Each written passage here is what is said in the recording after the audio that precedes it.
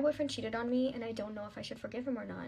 So about 3 nights ago, a random girl added me on Snapchat and I was really confused because we had no mutual friends, so I thought that was really weird. I added her back. And then almost immediately, she starts typing in. That was strange enough to make me check the chat right away. My stomach drops when I see, "Hey girl," the classic. By the way, my boyfriend and I, we've been together for 2 years and we don't live together.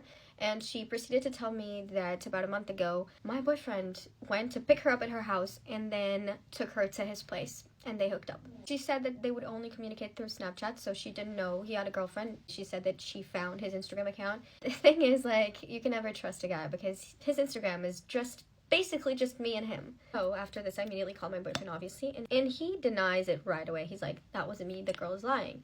But the thing is, I caught my boyfriend cheating a few months ago. I decided to forgive him because he was willing to give me access to every single social media platform that he's on. Apparently, he created like a different Snapchat to continue to cheat on me.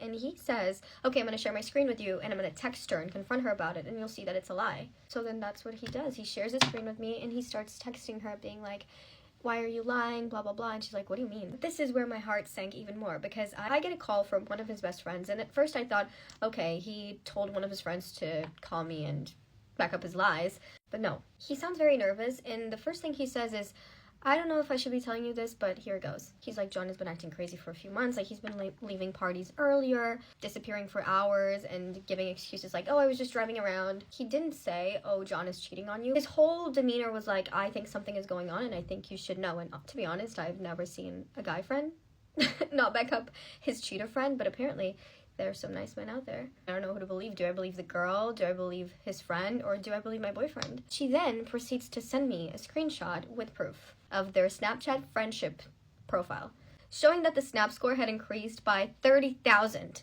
since they had added each other. To make matters worse, I was supposed to be meeting his family for the first time in about 6 weeks because it's his birthday. I have to figure this out by then. But I don't know what to believe. Should I forgive him? Because I really want to be in a relationship with him. And I don't know if this is true. I don't know if I would forgive him.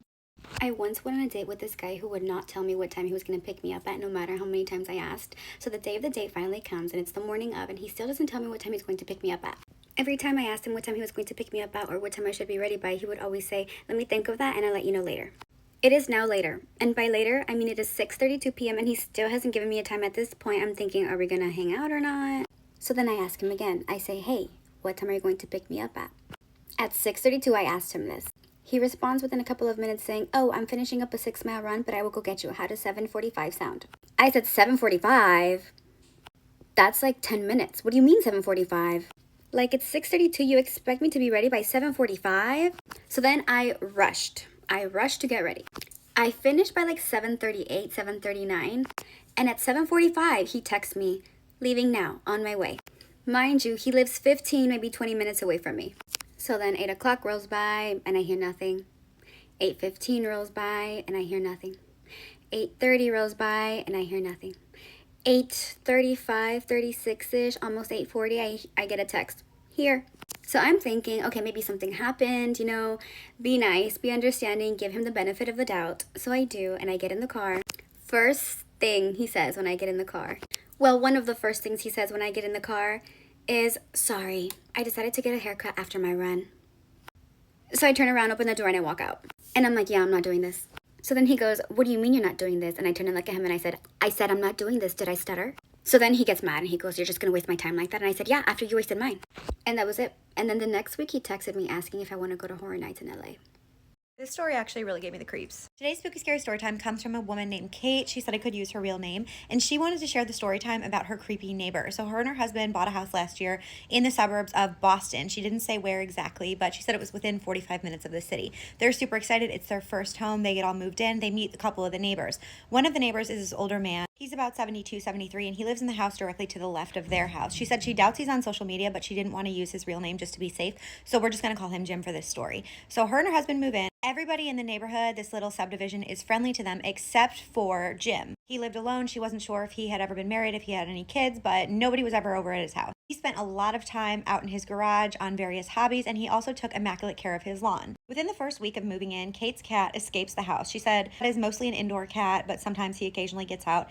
And he went over to Jim's property and caught a bird and left the body of the bird on Jim's property. She said she didn't know about this, but later that day, he came to their door, he knocked with the dead bird in his hand. And he rips into her about how she needs to take better care of her animals. If she's going to have a cat, she better be watching it, and he doesn't want to be picking up dead wildlife off his property. He said he also gave her a lesson on the damage that domestic cats do to wild bird populations. She says, "Oh my God, I'm so sorry." She apologizes profusely and tells him that she will do a better job of keeping her cat in the house. He just kind of rolls his eyes at her and stalks back off to his house, and she felt really bad about it. She tells her husband's like, "Don't take it to heart. He's just a grumpy old man. Just keep a better eye on Wasabi," which is their cat. After that happened, Kate and her husband made several attempts to get on Jim's good side. Husband was cooking steaks in the yard one day on the grill. They went over to his house. They were like, "Hey, Jim, we brought some extra steak if you're hungry." And he's like, "No, I'm not hungry." When they went over there to bring steaks, they noticed what appeared to be a lot of war medals in glass cases along his garage walls. A couple months later, when it snowed, her husband went over and snow blew, I don't know the proper terminology, his sidewalk, just so he didn't have to do it. Jim never acknowledged the fact that they did this, but she said that they were happy to help. It gets warm again. In the springtime, Kate is starting a new job where she works from home 3 days a week,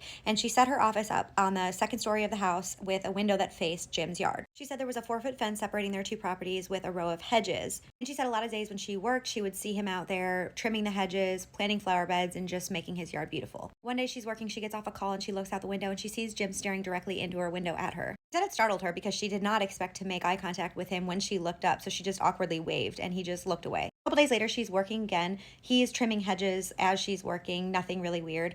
It's about 5 p.m. She's ending her workday. She looks out the window, doesn't see him. She closes her laptop, she's getting up, and she looks out the window again, and she sees him crouched between the hedges, like looking at her house. That he still had the hedge trimmers in his hand, and he was basically just pretending to cut the bushes, like making the motion, but wasn't actually doing anything. And it was very clear that he was trying to mask the fact that he was staring at her house. The next night, she's finishing work, same thing happens. Her husband gets home, she tells him basically, "I think he's watching us." Her husband's like, "No, I told you he's just a grumpy old man, you're giving it too much thought, you want him to like you too bad." Her husband's like, basically, if he is, he's just nosy, he's an old man with nothing to do. A couple nights later, it's thundering really bad. Kate wakes up in the middle of the night, she's thirsty, she decides she's gonna go downstairs and get something to drink. It was dark, it was storming, she's standing there having her little drinky drinking, and she said she heard what sounded like somebody bang on the glass of their sliding door in their kitchen.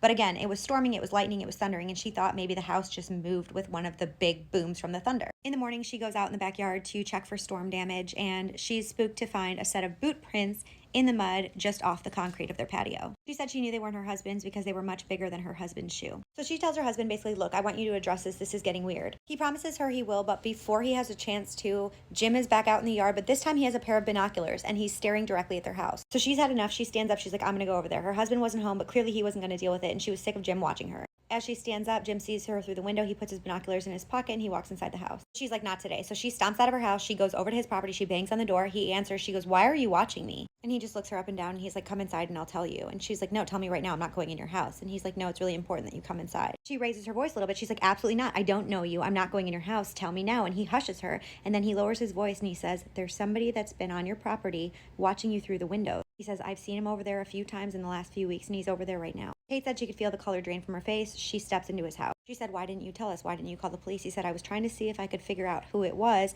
if I could get photos of him or a description, because he's always in a hoodie and he's always wearing long pants." So Kate calls her husband. She's like, "What do I do?" He's like, "I'm going to order some cameras. Why don't you call the police?" Kate's still at Jim's house. She calls the police. They arrive. They can't find anybody. The cameras come. And just 2 days after they installed the cameras, she saw him. It was a man wearing long pants and a dark hoodie, walking around their property late at night looking through the windows. Obviously, when they get him on camera, they immediately call the police again. They show the police the footage. The police can't find anybody, but they say that they're going to increase police presence in that subdivision. Apparently, the heavy police presence on the street was enough to spook the potential intruder away because they didn't see him on their cameras again after that. To this day, they still don't know who that man was. Kate ended her email by saying that things and people aren't always what they seem, and she wonders if Jim, in a roundabout way, actually ended up saving her life.